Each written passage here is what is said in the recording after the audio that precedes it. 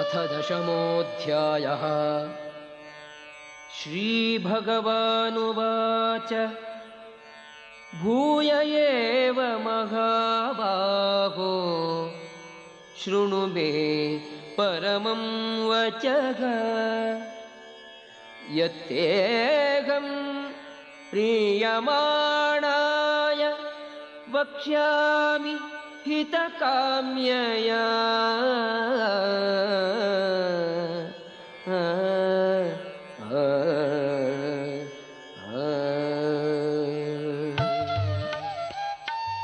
The Supreme Personality of Godhead said, "Listen again, O mighty armed Arjuna, because you are my dear friend. For your benefit I shall speak to you further, giving knowledge that is better than what I have already explained."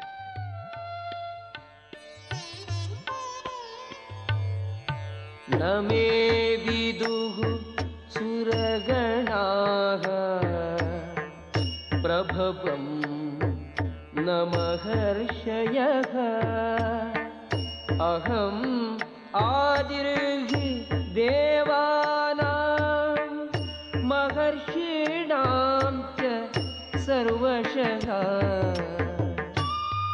Neither the hosts of demigods nor the great sages know my origin or opulences, for in every respect I am the source of the demigods and sages.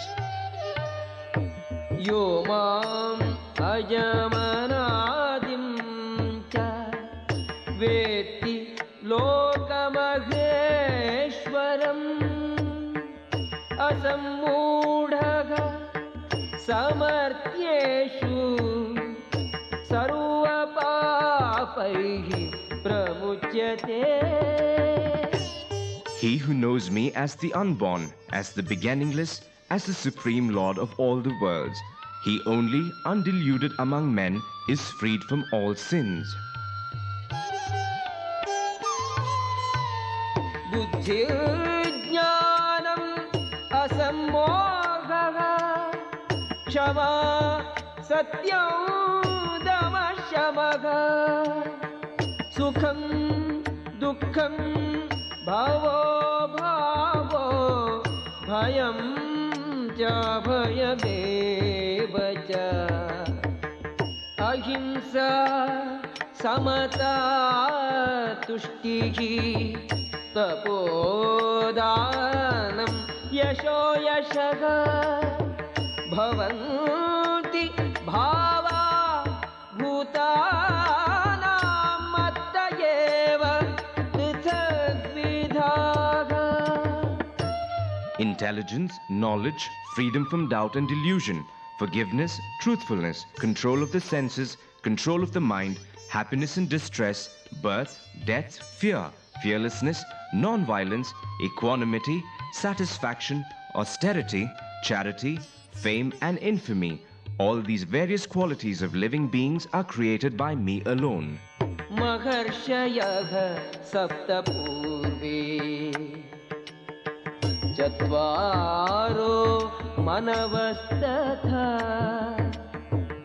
madbhava manasa jata yesham lokahima prajaha.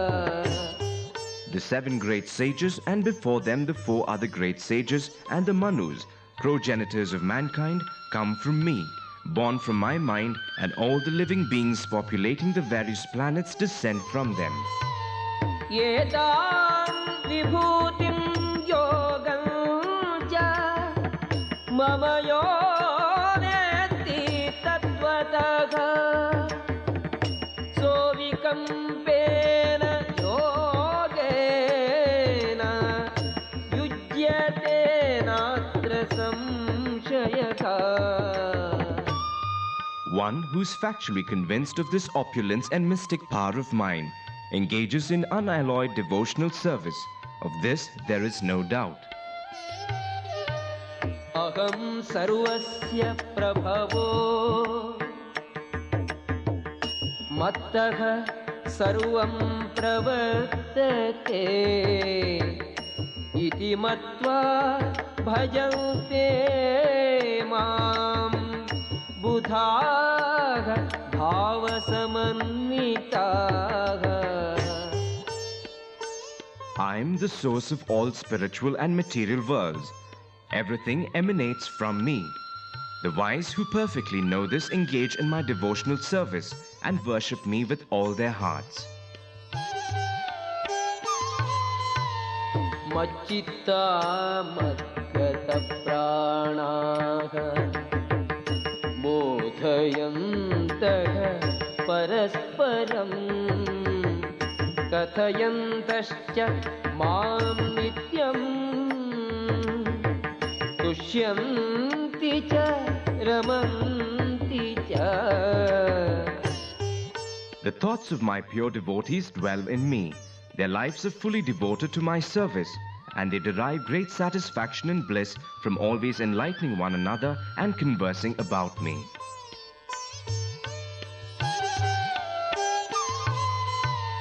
तेषां सततयुक्तानां भजतां प्रीतिपूर्वकं ददामि बुद्धियोगं तं येन मामुपयान्ति ते. To those who are constantly devoted to serving me with love, I give the understanding by which they can come to me. तेषामेवानुकम्पार्थम् अहमज्ञानजं तमः नाशयामि आत्मभावस्थो ज्ञानदीपेन भास्वता. To show them special mercy, I, dwelling in their hearts, destroy with the shining lamp of knowledge the darkness born of ignorance. Arjuna उवाच परं ब्रह्म परं धाम पवित्रं परमं भवान् पुरुषं शाश्वतं दिव्यम् आदिदेवमजं विभुम्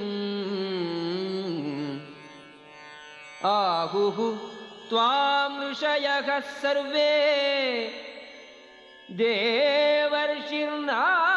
देवर्षिर्नारदस्तथा असितो देवलो व्यासः स्वयं चैव ब्रवीषि मे. Arjuna said, "You are the Supreme Personality of Godhead, the ultimate abode, the purest, the absolute truth. You are the eternal, transcendental, original person, the unborn, the greatest. All the great sages such as Narada, Asita, Devala and Vyasa confirm this truth about you, and now you yourself are declaring it to me." सर्वमेतदृतं मन्ये यन्मां वदसि केशव न हि ते भगवन् व्यक्तिं विदुर्देवानदानवः. O Krishna, I totally accept as truth all that you have told me. Neither the demigods nor the demons, O Lord, can understand your personality. स्वयमेवात्मनात्मानं वेत्थ त्वं पुरुषोत्तम भूतभावन भूतेश देवदेव जगत्पते. Indeed, you alone know yourself by your own internal potency, O Supreme Person, Origin of all, Lord of all beings, God of gods, Lord of the universe. वक्तुमर्हसि अशेषेण दिव्याख्यात्मविभूतयः याभिः विभूतिभिः लोकान् इमां त्वं व्याप्य तिष्ठसि. Please tell me in detail of your divine opulences by which you pervade all these worlds. कथं विद्यामगं योगिं त्वां सदा परिचिन्तयन् केषु केषु च भावेषु चिन्त्योऽसि भगवन् मया. O Krishna, O Supreme Mystic, how shall I constantly think of you, and how shall I know you? In what various forms are you to be remembered, O Supreme Personality of Godhead? विस्तरेणात्मनो योगं विभूतिं च जनार्दन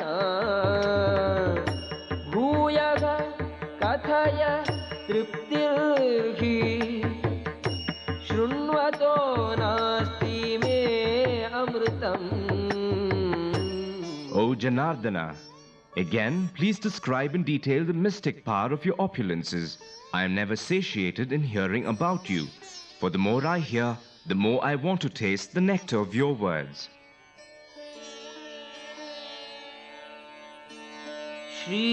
श्रीभगवानुवाच हन्तते कथयिष्यामि दिव्याख्यात्मविभूतयः प्राधान्यतः कुरु श्रेष्ठा नास्त्यन्तो विस्तरस्य मे.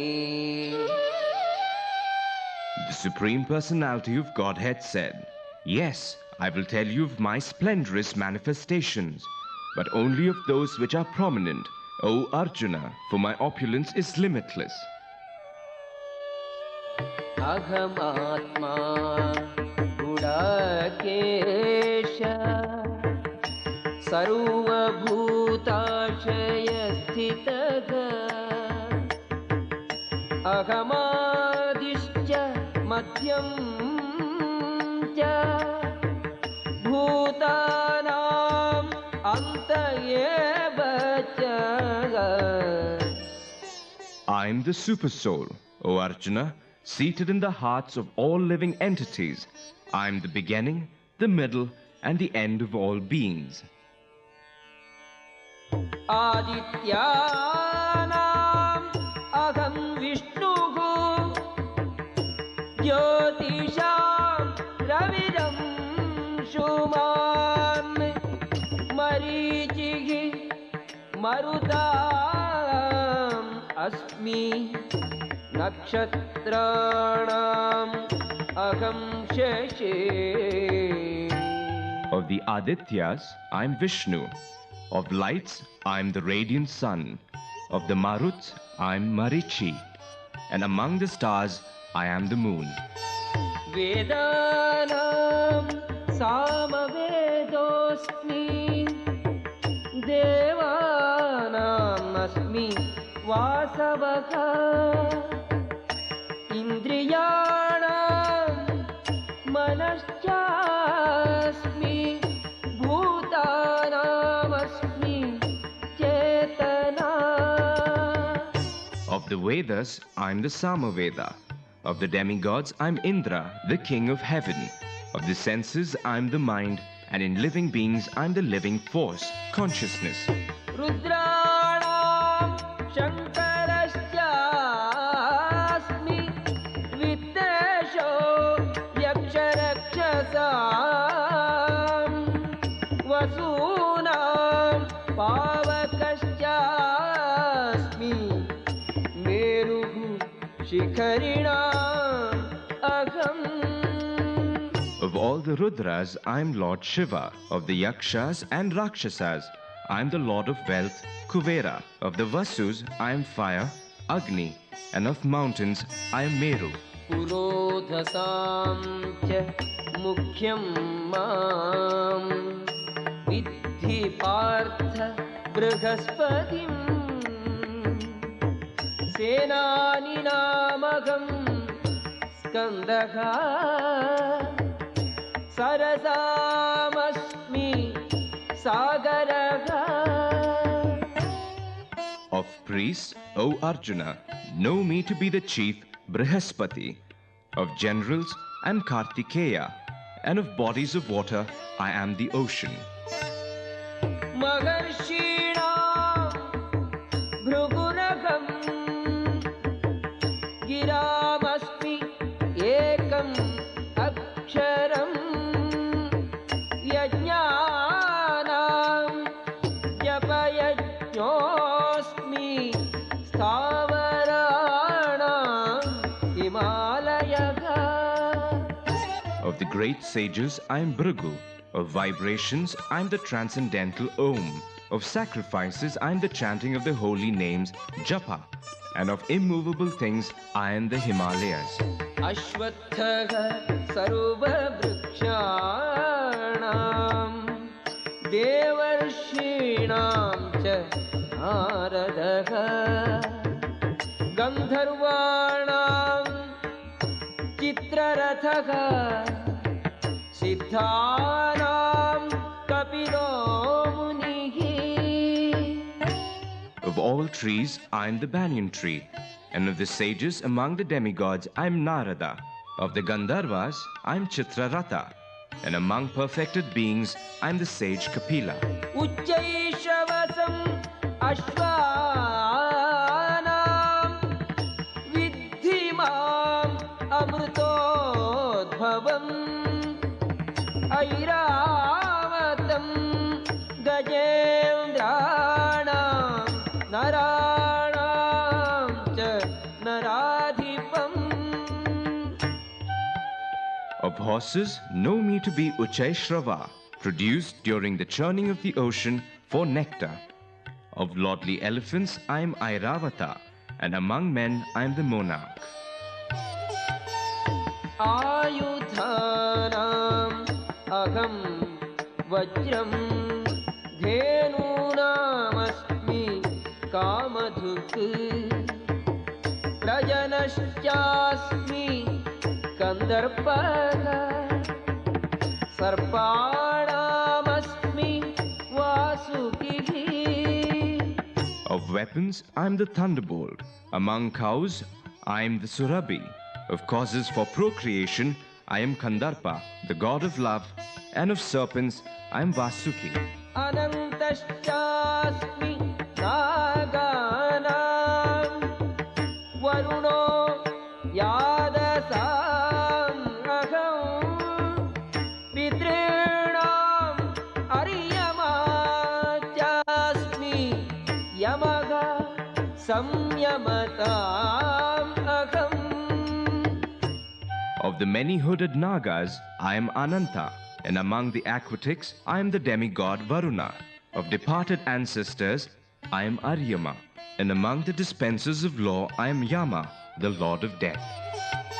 Prahladaschasmi Daityanam Kalaha Kalayatam Aham Mriganam Cha Mrigendroham Vainateyascha Pakshinam. Among the Daitya demons, I am the devoted Prahlada. Among subduers, I am Time. Among beasts, I am the lion. And among birds, I am Garuda.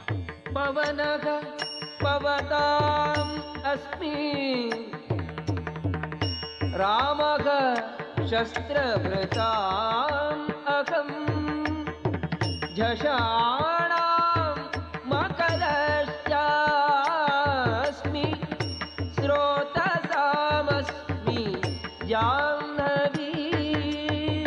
Of purifiers, I am the wind. Of the wielders of weapons, I am Rama. Of fishes, I am the shark. And of flowing rivers, I am the Ganges. Sarganam Adidantascha Madhyam Jaivaham Arjuna Adhyatma Vidya Vidyanam Vadaha Pravadatam Ragam. Of all creations, I am the beginning and the end, and also the middle, O Arjuna. Of all sciences, I am the spiritual science of the self, and among logicians, I am the conclusive truth. अक्षराणाम् अकारोऽस्मि द्वन्द्वः सामासिकस्य च अहमेवाक्षयः कालो धातागं विश्वतो मुखः. Of letters, I am the letter R, and among compound words, I am the dual compound. I am also inexhaustible time, and of creators, I am Brahma. मृत्युः सर्वहरश्चाहम् उद्भवश्च भविष्यताम्. कीर्तिः श्रीवाक्यनारीणां स्मृतिः मेधा धृतिः क्षमा. I am all-devouring death, and I am the generating principle of all that is yet to be. Among women, I am fame, fortune, fine speech, memory, intelligence, steadfastness, and patience. बृहत्साम तथा साम्नां गायत्री छन्दसाम् अहम् मासानां मार्गशीर्षोऽहं ऋतूनां कुसुमाकरः. Of the hymns in the Sama Veda, I am the Brihat Sama, and of poetry, I am the Gayatri. Of months, I am Margashirsha, and of seasons, I am flower-bearing spring. द्यूतं चलयताम् अस्मि तेजस्तेजस्वीनाम् अहम् जयोऽस्मि व्यवसायोऽस्मि सत्वं सत्त्ववताम् अहम्. I am also the gambling of cheats, and of the splendid, I am the splendor. I am victory, I am adventure, and I am the strength of the strong. कृष्णीनां वासुदेवोऽस्मि पाण्डवानां धनञ्जयः मुनीनामप्यहं व्यासः कवीनाम् उशना कविः. Of the descendants of Vrishni, I am Vasudeva, and of the Pandavas, I am Arjuna. Of the sages, I am Vyasa, and among great thinkers, I am Ushana. दण्डो दमयताम् अस्मि नीतिरस्मि जिगीषताम् मौनं चैवास्मि गुह्यानां ज्ञानं ज्ञानवताम् अहम्. Among all means of suppressing lawlessness, I am punishment, and of those who seek victory, I am morality. Of secret things, I am silence, and of the wise, I am the wisdom. यच्चापि सर्वभूतानां बीजं तदहम् अर्जुन